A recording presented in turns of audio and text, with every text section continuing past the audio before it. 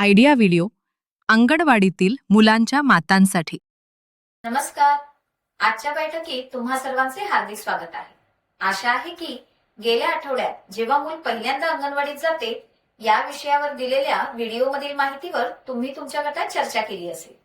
तुमचे विचार आणि अनुभव आमच्यासाठी महत्वाचे आहेत.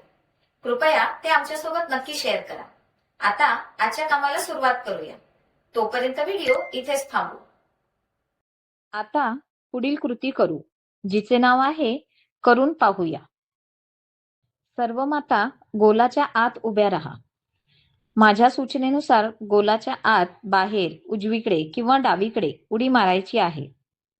जी माता चुकीच्या दिशेने उडी मारेल किंवा उशिरा प्रतिसाद देईल ती खेळातून बाहेर होईल. खेळ पूर्ण होईपर्यंत व्हिडिओ येथे पॉज करूया. आता पुढील कृती करू, जिचे नाव आहे चला काही नवीन शिकूया. नमस्कार मातांनो, आज आपण एका अतिशय महत्वाच्या विषयावर बोलणार आहोत.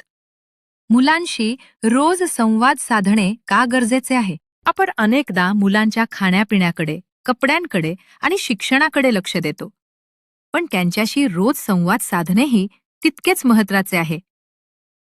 मुलांशी रोज संवाद केल्याने त्यांची भाषा लवकर विकसित होते.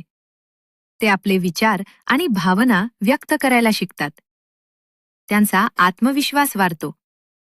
आई आणि मुलामधील प्रेम व जिव्हाळा अधिक मजबूत होतो. जर आपण मुलांशी संवाद साधला नाही तर ते कमी बोलू लागतात आणि त्यांचा आत्मविश्वासही कमी होऊ शकतो. तुम्ही मुलांशी अशा प्रकारे संवाद साधू शकता. आज तू कोणता खेळ खेळलास? तुला कोणता पदार्थ आवडला? आज तू आनंदी का आहेस? अशा छोट्या छोट्या गोष्टी देखील मुलांसाठी खूप महत्वाच्या असतात. दररोज किमान 10 ते 15 मिनिटे मुलांशी गप्पा मारा. मुलांचं बोलणे लक्षपूर्वक ऐका. त्यांना मध्येच थांबवू नका.